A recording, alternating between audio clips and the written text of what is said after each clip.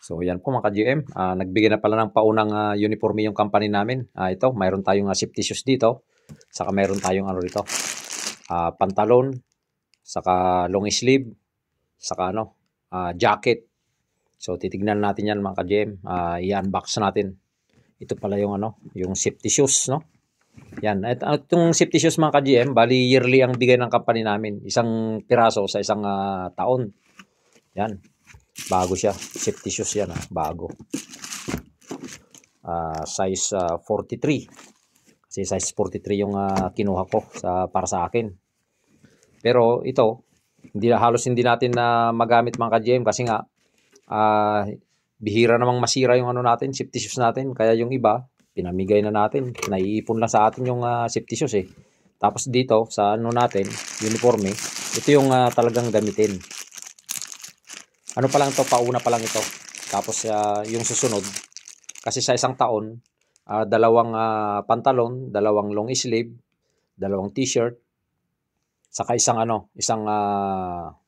jacket yung binibigay nila. Bago. So, titignan natin ito. Ito yung jacket. Oh, may sombrero pa pala. May sombrero pa siya, mga ka-GM. Yan, kasi sa isang taon, isang sombrero din. Ito yung sombrero natin nung nakaraan. Color green siya. Yan. Tapos ito naman ngayon. Yan, bago pa siya. Color gray. So, ayan po. Tapos yung natin, jacket. Ito, ganda. Yan yung jacket. Black color. Tapos yan yung company natin. Aljumay. Yan, Aljumay. So, maganda tong yung tatak nito UEE. Sa UEE pa yata pinagawa ito. Yan yung jacket kasi taglamig siya ngayon. Malamig yung panahon ngayon mga ka-GM. Tapos ito, meron tayong dito. Yan, t-shirt. Dalawang t-shirt sa isang taon. Sa isang taon naman, isang jacket. Tapos ito, kasi pauna pa lang ito mga ka-GM. Bali ito, sa yung pantalon, saka yung long sleeve. Isang suot na to.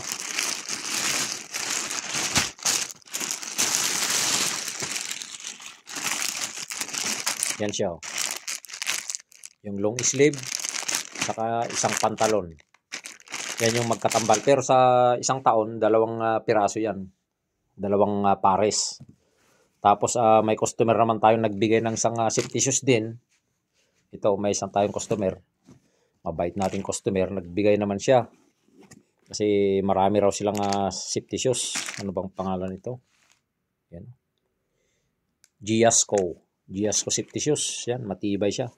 Pure leather. Kaya lang ang size nito is 44. 44 yung size nito. Yan, hindi naman natin magagamit yung mga safety shoes. Kaya yung iba, pinamimigay na natin mga GM.